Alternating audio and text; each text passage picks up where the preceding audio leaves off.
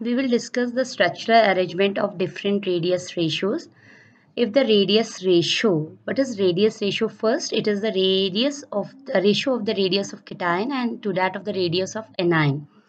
So if the radius ratio we know, we can know the size of the void present over there and any atom which is present on the void. If the radius ratio is 0.155 to 0.225, its coordination number will become 3 and the structural arrangement will be trigonal planar. Example will be your B2O3. And if the radius ratio is 0.225 to 0.414, the coordination number will become 4 and the arrangement of the particles will be tetrahedral. Example will be your ZnS. Radius ratio if becomes 0.414 to 0.732, the coordination number will be your 6 and it will be your octahedral NaCl.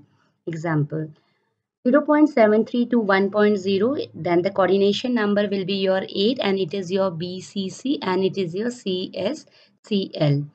So now we are moving toward the packing efficiency. The percentage of the total space which is occupied by the particles in a certain packing is known as packing efficiency. As we know that 100% packing cannot be possible because the atoms are in the form of spheres, and if spheres are come close to each other, then also some gap is left between them. That gap, that hole is known as your voids. The fraction of the total space occupied is called packing fraction. So we are moving toward the simple cubic unit cell packing efficiency. If we call the edge length of the cubes as A and the distance between the center of the two nearest sphere will be your 2r, where r is the radius of the sphere. This is your simple cube where atoms are present at only at the corner, and this is your edge length which is denoted by A. The atoms are not so far away from each other, they are in contact with each other as has been given here. So A will be is equal to your 2r, that is your D also, that diameter also.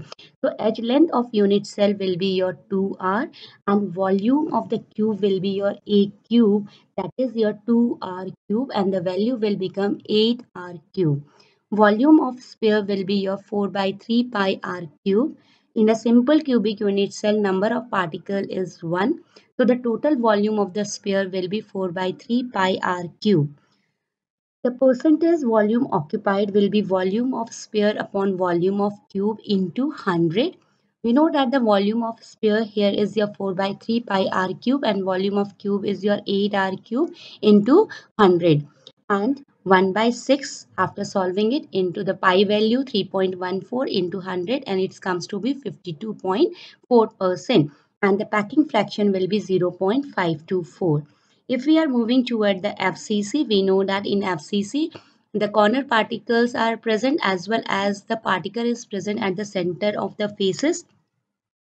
So the total number of spheres in FCC will be 4.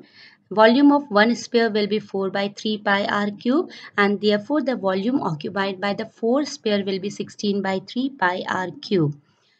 Edge lengths will be A. If we go for the triangle ABC, this is your elaborated form of a triangle ABC. This sphere is your face centered sphere and AC is your face diagonal, which is your 4R. So in this triangle, AC square will be equal to AB square plus BC square. The value of AB is your A, BC is also your A. So 4R square will be equal to A square plus A square. This is your 16R square is equal to 2A square, or A value will become under root 8 AR square, 8R square, or under root 8R. Okay. The A can also be written as 2R under root 2, or R can be written as A and upon 2 under root 2. The edge length, we know that A is your under root 8r. So A cube will be under root 8r whole cube and it comes to be 8 under root 8r cube. So putting these in the formula, volume of sphere upon volume of cube into 100. packing efficiency will be 16 by 3 pi r cube upon 8 under root 8 r cube into 100, and by putting the values we get as 74%. So the packing efficiency in FCC will become your 74%, and the packing fraction will become 0.74. Now moving toward BCC. In BCC, the particles are present not only at the corners, they are also present at the center of the cube. So this is your body diagonal. BD will be your body diagonal as shown over here. BD will be your body diagonal. And we know that in BCC, the number of spheres will be 2. Volume of each sphere will be 4 by 3 pi r cube. Therefore, the total volume will become 8 by 3 pi r cube. A is your edge length, which is your 2r, and the body diagonal will be your 4r. So, in a triangle DCB, or we can say BCD, it will be your BD square equal to CD square plus BC square. Again, BC is your phase diagonal, it is not your A. So BC can be written as your AB square plus AC square. These are your edge length and can be denoted as A. So here 4R square is equal to A square plus A square plus A square. So it becomes 16R square equal to 3A square. A square is equal to 16 by 3R square. A is equal to under root 16 by 3R square, or 4R upon under root 3. So edge length of A will become 4 under root 3r. The value of under root 3 is 1.732, and putting these values in your formula, volume of sphere upon volume of cube into 100, it will be 8 by 3 pi r cube upon 64 upon 3 under root 3 r cube into 100, and it comes to be 68%. So in BCC, the packing efficiency will be 68%. So here is the summary of these packing efficiency. For the simple cube, the value of A is your 2R. The packing efficiency is 52.4%. In FCC, A value will become 2 under root 2R. The under root 2 value is 1.414, and the packing efficiency is 74%. In body-centered unit cell, A is equal to 4 under root 3R, and the packing efficiency will become 68%. So the highest packing efficiency is done by the FCC centered unit cell. Now calculation involving the unit cell dimension. We know that the edge length of the unit cell will become A picometer, which has been converted into centimeter. Volume of the unit cell A cube is equal to your A cube into 10 to the power minus 30 centimeter. If we have to find the density of the unit cell, it will be the mass of the unit cell upon volume of the unit cell. Mass of the unit cell is the number of atoms in the unit cell into mass of each atom. And mass of each atom will be your atomic mass upon Avogadro number. Whereas number of atoms in the unit cell is denoted by Z, and the value of Z is 1 for simple cube, 2 for BCC, and 4 for your FCC. Putting these all values in the density formula, it will be Z into M upon Avogadro number into A into 10 to the power minus 30. That is your volume of the unit cell. So by this formula, we can find out the density of the unit cell or any other value if other dimensions has been given. So by this, we can solve a number of numerical questions from this formula. We will study the defects in the crystalline solid. A crystal is said to be ideal if the entropy of its constituents at absolute zero temperature is 0. However, the constituent particles does not have a zero entropy, and it is rather impossible to obtain an ideal crystal, and it suffers from certain defects, and these defects are called imperfections. The defects are basically irregularities in the arrangement of the constituent particles in the crystal lattice, and they are called crystal defects. These are of two types, point defects and line defects. Deviation from the ideal arrangement around a point or an atom in a crystalline solid is known as point defect, and line defect if the deviation from the ideal arrangement in the entire row of the lattice points are there, so it is known as point defect. We will study the types of point defect now. They are of three types. First one is your stoichiometric defect. This defect do not disturb the stoichiometry of the solid, that is, the constituents in a particular solids are present in the same ratio as they are present in the formula. These are intrinsic or thermodynamic defect, means they are created by the heat. They are of the following type. First one is your vacancy defect. When some lattice sites in the crystal solids are vacant, then the crystals suffer from the vacancy defect, and these are created upon heating. The densities of such solids decreases. So here it is your vacancy defect. The atoms has been left their crystalline points. They have left. As a result, the vacancy has been created over here, holes has been created over here, and it is known as vacancy defect. The second type is your interstitial defect, when the some constituent particles in a particular solid occupy interstitial sites. The defect is called interstitial defect. Yani ki these atoms has occupied the interstitial sites, therefore they are known as interstitial defects. This has increased the density of the substance.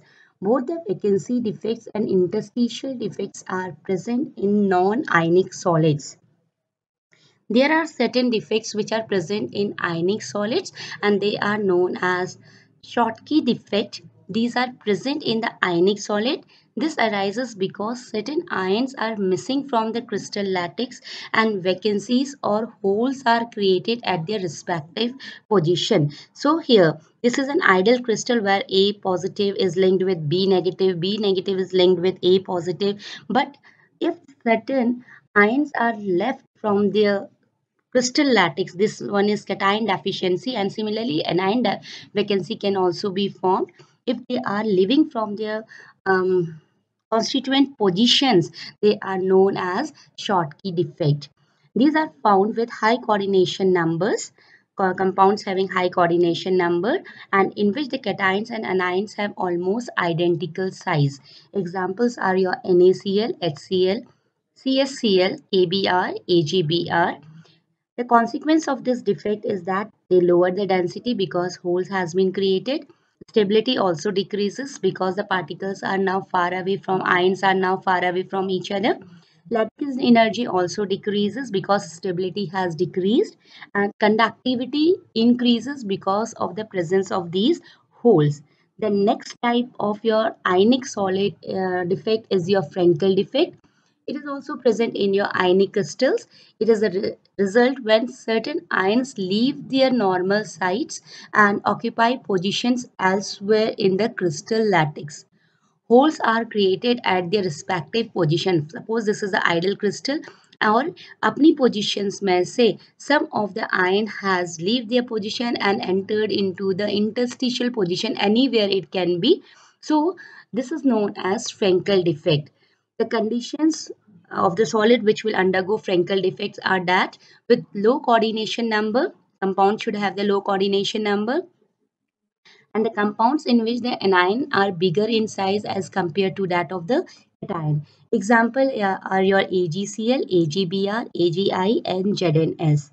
The consequence results of this defect is that electrical conductivity increases because of the presence of these holes. Stability decreases, but the density remains the same. Dielectric constant of the crystalline solid increases as similar charges cations comes closer. The second category of the defects are non-stoichiometric defect. In this defect, the stoichiometric proportion of the constituents are not similar to that of their formula.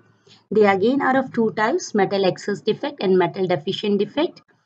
In metal excess defect, the metal's ion or the positive ion are in excess, and it can be created in two ways, by anion vacancy or by the presence of extra cation at the interstitial sites. In anion vacancy, one or more anions are missing from the lattice sites, and in order to maintain the electrical neutrality of the crystal, positions are occupied by the electrons. Some ions are missing from the crystal position and their position has been occupied by some electron. As anions are missing, therefore the number of cations will be more and it will comes under metal excess defect.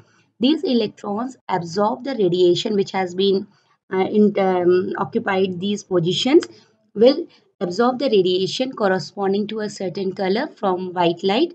They get excited and start vibrating. They emit radiation of certain colors.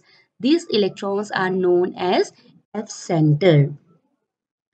Now, in the presence of extra cation at the interstitial site, in this, the extra positive ion occupies some of the interstitial sites. Now, see here, extra cation has been placed in the interstitial sites, and to maintain the electrical neutrality, some of the electrons are also present at some other interstitial sites. And due to this extra cation, number of cation positive charge will be more, and this will become the metal excess defect. And this is present in ZNO. Next one, a consequence of this defect is this is due to the presence of free electron. They act as a N-type semiconductors. They are paramagnetic and they are generally colored due to the presence of free electrons. Next one is your metal deficiency defects. Positive ions or metals ions are less in number. So metal की deficiency हो गई है as compared to anions. And again it is created in two ways by cation vacancies. In some of the crystals, certain cations are missing from their crystal lattice site. Now cations A positive is missing from the crystal lattice site. And the positive charges are balanced by the presence of extra charges on the neighboring anion. Now the A positive, one positive charge is balanced by some extra charge on the neighboring cation. Example is your FeO. And the second one is by the presence of extra anion at the interstitial site. When certain extra anion or the negative ions are present at the lattice sites and their charge is balanced by the neighboring cation. For example, here interstitial sites में anions are present and its charge is balanced by some extra charge on the neighboring cations. So this is your ion metal deficiency defect due to the presence of extra anion. The result of this defect is due to the holes they act as a p-type of semiconductors. Next one is your third category is your impurity defect in crystals. This arises when some foreign atoms are present at the lattice sites in place of the host atom. So see here, this is your NaCl crystal. NaCl are joining each other, but some another foreign particles, foreign constituent atom comes over in the crystal and take the position of the host particle. Sr2 positive, as Na positive has one charge and Sr2 positive has two charges. So one of the Na positive is deficient from their lattice position. Such vacancies in the crystal lattice will result in the increased electrical conductance because of the certain ions from the neighboring sites can be moved into the vacant holes, and in this way this is known as impurity defect because some foreign atom has entered into the crystal lattice of the host. Okay, by this the defects has been. Now we will explain the nature of bonding in metallic solids. The formation of metallic bond is explained with the help of two theories, electron C or the electron gas theory and the molecular orbital theory or the band theory. So first we will deal with the electron gain theory, gas theory or the electron C theory. And it is based on the following two properties of the metal, that metals are having the low ionization enthalpy as the outer electron is far away from the nucleus, so it can be easily removed by the lesser amount of energy. Therefore the metals are having low ionization enthalpy. And second, the metals have the presence of vacant orbitals. Metal atom may be supposed to have two parts, electron which is present in the valence cells called valence electrons and the rest of the atoms known as the kernel, and it is positively charged. So the nucleus part which is positively charged is known as the kernel, and the electrons which are revolving around them in the valence cells are known as valence electron. By these two parts, first one is your valence electron and the second one is your kernel, the metal atom has been formed. According to the electron C theory, the metal may be regarded as a sea of negatively charged valence electron in which the positively charged kernels are dipped like this. These are your mobile electrons over here, and the positively charged kernels has been dipped in these negatively charged C. So the valence electrons are movable and can move in this electron C from one place to another, whereas the kernels are heavy and have low mobility. So the conductivity is due to the mobile electron in this theory. The second one is the metallic bond result from the simultaneous attraction between the mobile valence electrons and the positive charge kernels present in the electron C. Now, all the properties such as electrical conductivity, thermal conductivity, malleability, all are can be explained by this electron C theory. Electrical conductivity is due to the presence of the mobile electron. When a potential difference is applied, the movement of the electrons becomes systematic and they flow from cathode to the anode, as you know. Therefore, they conduct, metals conduct electricity. Similarly, for the thermal conductivity, when the temperature is increased, the kinetic energy of the electrons increases and they start moving toward the colder region. And when they do this, they collide with the electron with a less kinetic energy, and the heat is the as a result transferred from one electron from the higher kinetic energy to the lower electron having the low kinetic energy. In this way, heat is transferred from one electron to another electron. Malleability and ductility. When a stress is applied on the metal surface, so there is the movement of the one of the portion particular layer over the another layer which is fixed. So here the movement is slightly slides over the fixed layer, and in this way they are malleable and ductile. Metal are lustrous due to the mobile electron. When the light falls on them, the electron absorb the photons and slightly vibrate to the higher frequency, where they become unstable and they want back to come to their original ground state. For this, they radiate energy, and this radiation, electromagnetic radiation, in the form of light, and we see that metals are lustrous in nature. They have high tensile strength due to the strong electrostatic force of attraction between the positively kernel and the mobile electron. Therefore, they have high tensile strength also. Hardness of the metal is because of this theory only, as they are having the strong force of attraction between the positive charge kernels and the mobile electrons. They are hard also. Next theory is your band theory or the molecular orbital theory. In this, when electrons, two atoms combined, that two molecules or molecular orbitals are formed. One is bonding orbital and the other one is anti-bonding orbital. For example, I have placed here, if there are two lithium atoms are combining together, they are forming two molecular orbital. One is your bonding molecular orbitals and the second one is your anti-bonding molecular orbital. But if there are three lithium atoms are combining, we get the three molecular orbital. One is bonding orbital, the second one is non-bonding orbital, and the third one is anti-bonding orbital. Here you can see that the bonding orbital molecular orbital has lower energy than the atomic orbitals. Anti-bonding molecular orbital has higher energy than that of your atomic orbital, whereas the non-bonding molecular orbital have the same energy as that of your atomic orbitals. So if four are combining together, they will give us two bonding orbital and two anti-bonding orbital. So remember here, the non-bonding orbital, molecular orbital, is obtained from the odd number of atomic orbitals. If there are five lithium atoms are forming, combining together to form the lithium molecule, then two will be the bonding molecular orbital, two will be anti-bonding molecular orbital, and one will be your non-bonding molecular orbital. This means the different bonding and anti-bonding molecular orbitals are not at the same energy state.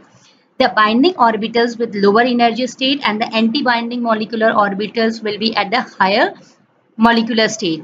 So the electrons which are present in the bonding molecular orbital, by getting slight energy, can move to the excited state to the higher anti-bonding orbitals. So we are having some occupied levels and some unoccupied levels. The band which hold electron is known as the valence band, which are occupied.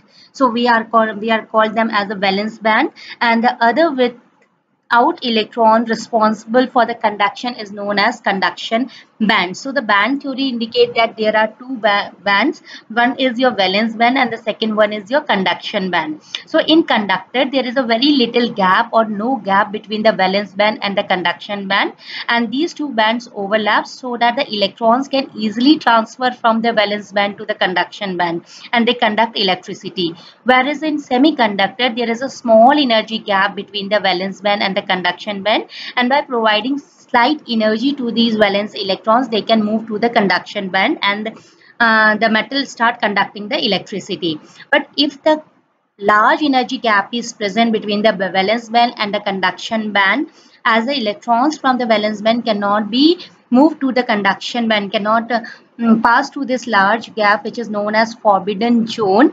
So this is the condition for the insulator. So any metal can be conductor, insulator or semiconductor depending upon the position of valence band and the conduction band. Conduction of electric current in semiconductors. We can increase the conductivity of the semiconductor by two ways, by increasing the temperature and by adding some impurities.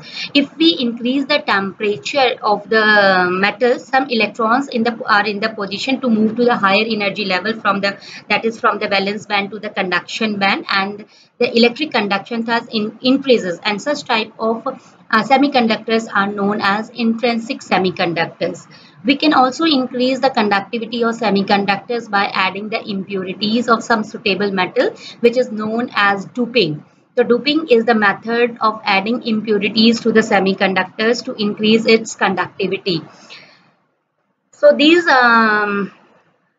impurities may be in the form of your electron-rich element or electron deficient element, and such type of semiconductors are known as intrinsic semiconductors. If the impurity is electron rich impurities, for example, if we are adding 15 group element to a crystal lattice of silicon or germanium, which belongs to group 14, to their atoms occupy some of the lattice sites of the silicon. 4 out of these 5 electrons from the phosphorus or arsenic, they form a covalent bond around each atom, and the 5th electrons are not involved in the bonding, is extra electron, and it's responsible for your conduction because it is delocalized. Thus, such type of semiconductors in which the conductivity is due to the delocalized electron is known as N type of semiconductors. Whereas when we add electron deficient impurities, then out of these 4, only 3 electrons are able to form the bonds with the electron deficient impurities, whereas the fourth one remain vacant. So hole has been created there in the crystal lattice, and the electrons from the neighboring atom can come and fill these holes. But in doing so, another hole is created and appears that the hole is moving in the opposite direction of the electron, and such type of semiconductors are known as P type of semiconductor. Semiconductors are used in rectifiers, photovoltaic cell and transistors. Here I have given you the silicon perfect crystal in which all the 4 valence electron of silicons are making bond with the neighboring silicon atom. But when we add an electron rich impurity over here in the form of 15 group element as arsenic or phosphorus, out of the 5 electron of arsenic, 4 are able to form the covalent bond, but the 5th one remain as an extra electrons, and this electron is delocalized and free electrons. So it is able to conduct the electricity. As the conduction of electricity is due to the N electrons, therefore they are known as N type of semiconductor. Now in the third case, I have added an impurity of the 13 group as boron. So 13 group electron elements have 3 electrons. So the 3 electrons will form the 3 bonds with the neighboring 3 Si atoms, but the 4th one is not shared by the boron element, and it's remain in the form of a hole.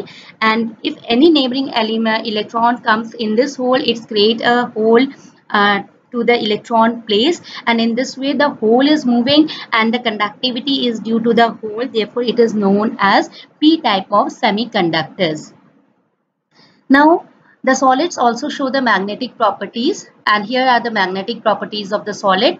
The magnetic properties arises because of the magnetic moment associated with the electron. Electron shows two type of magnetic moment, by the orbital motion around the nucleus and by the spin of the electrons around its axis.